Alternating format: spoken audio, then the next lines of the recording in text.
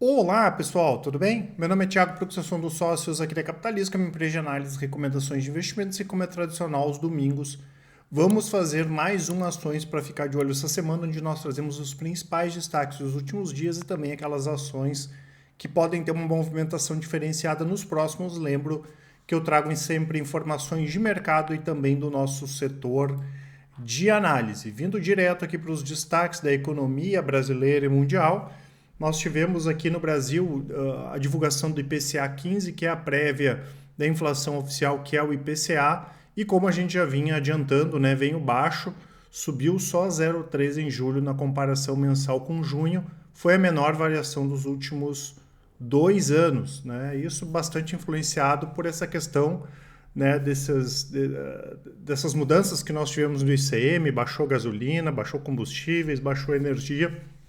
Isso, pelo menos no curto prazo, traz um certo alívio, né? Além disso, a gente teve algumas revisões do PIB brasileiro para cima, né? A gente imagina que possa crescer em torno aí de 1,5%, 2% o PIB do Brasil em 2022. Além disso, nós tivemos o Fed, né, anunciando a nova taxa de juros nos Estados Unidos, como esperado, decidiu por elevar 0,75 ponto percentual, subindo os juros aí que vão de uma faixa de 2,25 para 2,5. A gente já comentou que lá nos Estados Unidos, ainda que seja no curto prazo, é difícil a gente cravar alguma tendência da inflação, ou melhora, ou que já teria chegado perto de um pico, porque vem alguns indicadores bons e outros indicadores ruins, mas a surpresa positiva foi que não teve surpresa, né? Então a gente espera ter na próxima reunião pelo menos mais um aumento aí de 0,5 ponto percentual.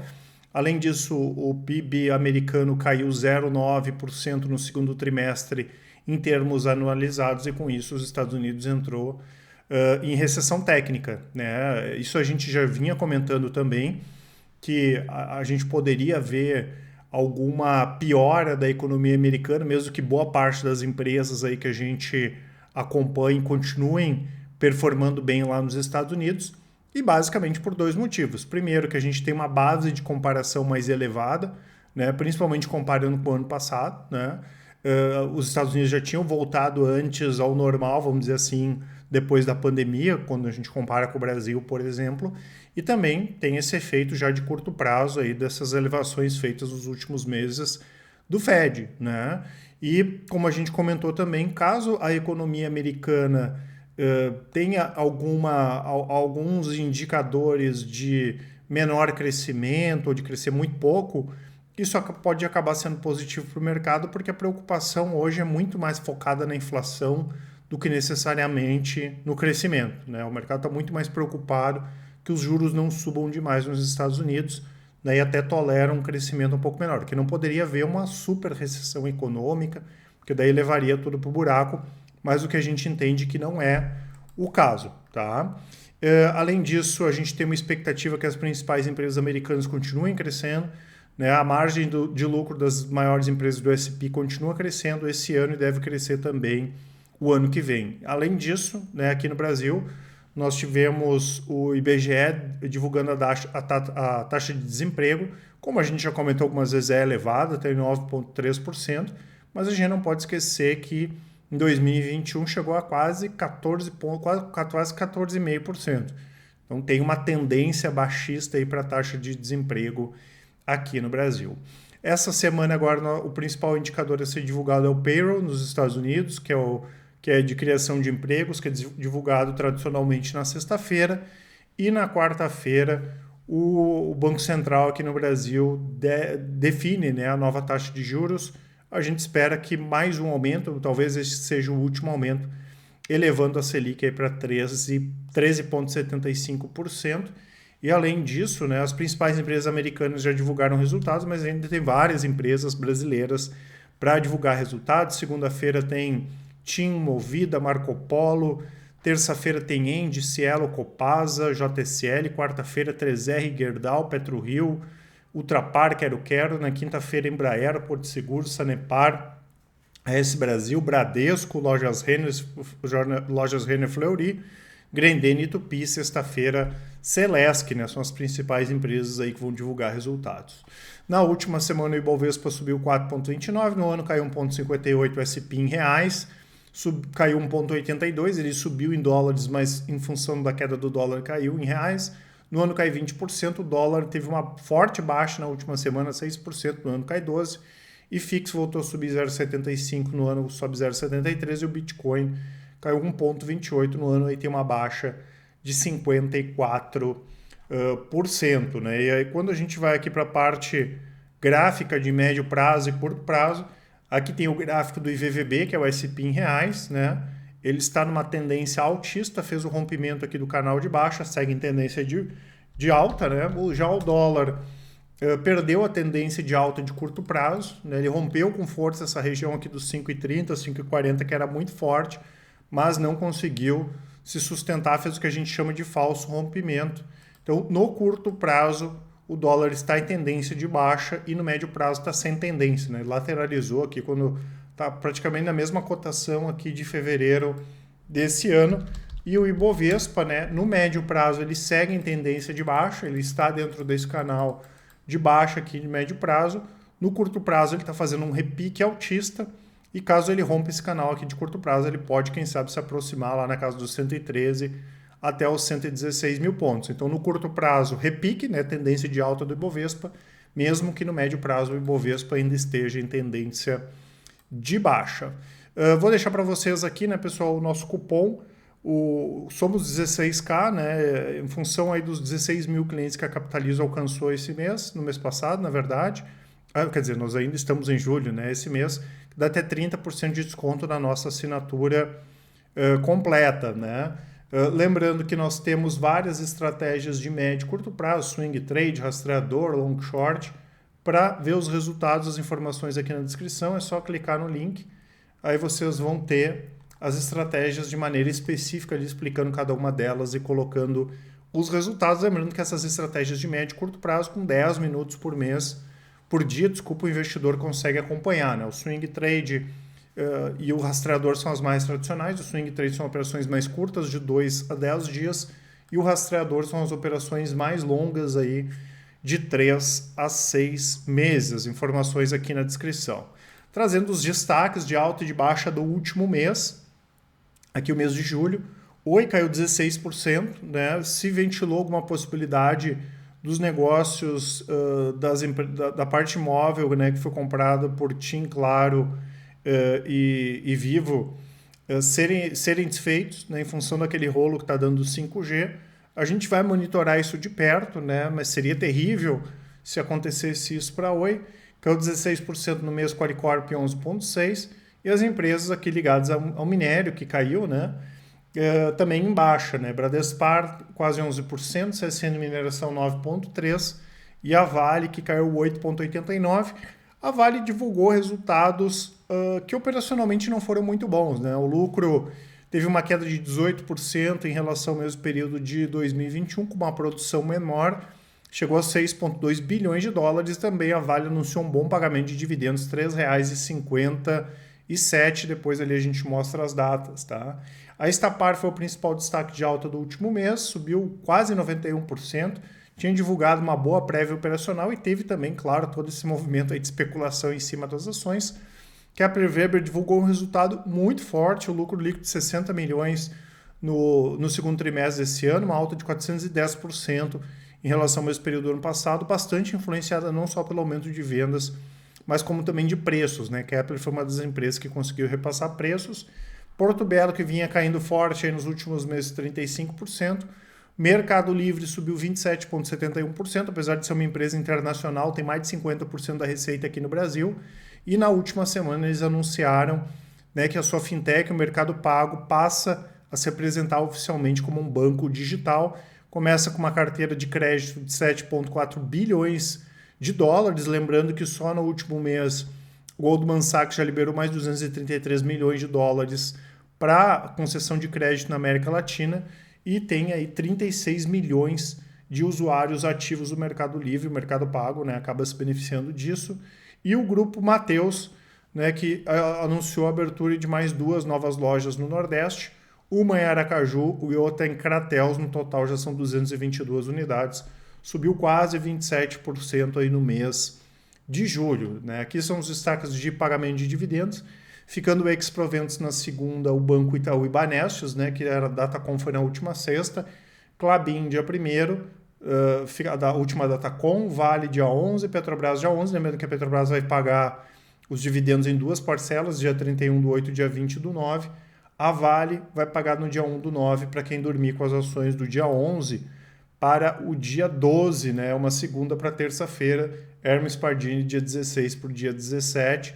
E aqui os bons yields, né? Klabin 2%, Vale 5% e a Petrobras com dividendo gigante aí sendo anunciado, mais de 21% de yield. Vindo aqui para mais destaques, hoje eu vou apresentar separado aqui, né, pessoal, os notícias e fatos relevantes, falar um pouco dos resultados, né, tanto das empresas brasileiras quanto das empresas internacionais. Nós tivemos BB Seguridade e Caixa Seguridade, divulgando ótimas prévias operacionais. No caso de BB Seguridade, os prêmios emitidos subiram 42%, seguro de vida 6,2% e o segmento rural 82% na emissão de prêmios, isso comparando, né, o segundo trimestre desse ano com o mesmo trimestre do ano passado. Inclusive, esse foi o maior volume mensal da história da empresa quando a gente fala do segmento rural. Já a Caixa Seguridade também divulgou uma boa prévia operacional, 14% de crescimento na emissão de seguros residenciais, 4,5% de vidas, e a parte de reservas de previdência aumentou quase 23%, e foi o melhor trimestre, melhor mês, na verdade, junho, em capitalização. Tá? Eles conseguiram arrecadar mais de 157 milhões. E PetroRio, né, pessoal, abriu essa semana, na quarta-feira, caindo forte as ações, após a divulgação de uma publicação informando que a Petrobras teria decidido suspender o processo de venda de Albacora na Bacia de Santos para PetroRio. Foi negado pela Petrobras, né, já que é um ativo que está à venda, né, não faz parte da estratégia da Petrobras de longo prazo, pelo contrário, faz parte da estratégia de venda de ativos. Né, seria terrível, que não seria nada positivo, na verdade, para a PetroRio, caso esse processo seja parado. Né. Vamos ver aí nas próximas semanas o que a gente tem de novidade. Nos Estados Unidos tivemos bons e ruins resultados sendo divulgados. A American Express, que é uma empresa importante, até porque mostra o que está acontecendo na economia, divulgou bons resultados trimestrais. Receita subiu 31% em relação ao segundo TRI de 2021 e voltaram com força os gastos com viagens e entretenimento que já estão acima aí do pré-pandemia. Quem divulgou resultados negativos foi o Walmart, né, principalmente em relação a projeções, onde a empresa cortou a projeção de lucro trimestral e anual. Tá? Eles viram os clientes gastando mais, por exemplo, com alimentos e menos com itens discricionários como roupas e eletrônicos, né? Inclusive nesse dia que a Bolsa Americana acabou sentindo. Por outro lado, nós tivemos resultados positivos, né? Como o caso de Google, que formou um lucro líquido de 16 bilhões de dólares no segundo TRI desse ano, né? Foi 15% abaixo em relação a 2021, mas como eu falei, uma base de comparação muito forte também. Destaques positivos para Search, nuvem e, claro, a tradicional resiliência do Google para os negócios de anúncios. Né? Outra que a gente já esperava que não divulgasse resultados tão fortes, Microsoft, né, ela teve a redução das operações na Rússia, por exemplo, anunciou um lucro de 16,7 bilhões de dólares no quarto trimestre fiscal de 2022, um aumento de 2% em relação a 2021. Na verdade, a gente esperava até que viesse pior ainda os resultados de Microsoft, que foi o que não acabou acontecendo, mas a gente já viu que a demanda, né, agora está muito forte e ela deve divulgar resultados melhores até o final do ano. Né? Outra que divulgou bons resultados foi a Apple, lucro de 19,4 bilhões de dólares no segundo TRI desse ano, apesar da queda de 10%, foi muito bom, porque a Apple também teve problemas, né, com a questão de semicondutores, enfim, e as vendas também retomaram bem e deve divulgar bons resultados aí no segundo semestre. Né? A Amazon divulgou prejuízo de 2 bilhões de dólares, mas foi um prejuízo basicamente em função de uma perda com despesas relacionadas à Rivian Automotive, que é uma empresa que eles têm participação de veículos elétricos, né? Foi mais de 3 bilhões de dólares. Por outro lado, a gente teve a parte, mesmo com o aumento da inflação, eles não sofreram que nem o Walmart, né? A gente teve um crescimento de vendas de 7%, fantástico. A gente esperava até uma queda do crescimento de vendas que não aconteceu. E as receitas chegaram a 121 bilhões de dólares no segundo trimestre desse ano. E a gigante Chevron, né, pessoal? A gente já comentou várias vezes a nossa preferência no setor de petróleo pelas empresas, principalmente as estrangeiras, aproveitou toda a alta do petróleo e divulgou simplesmente o melhor resultado trimestral da empresa, um lucro de 11,6 bilhões de dólares. Tá? As empresas petroleiras aí divulgando ótimos resultados, aproveitando todo esse bom momento do setor de petróleo. Aqui no Brasil, a Klabin, além de aumentar preços, né, conseguiu aumentar o volume de vendas, o lucro líquido chegou a 972 milhões, 35% acima do segundo trimestre do ano passado. Bons resultados, né? E, além disso, anunciou aquele pagamento de proventos ali, 36 centavos por ação, mais de 400 milhões de reais. Telefônica, né, que é a controladora da Vivo, não divulgou resultados muito bons.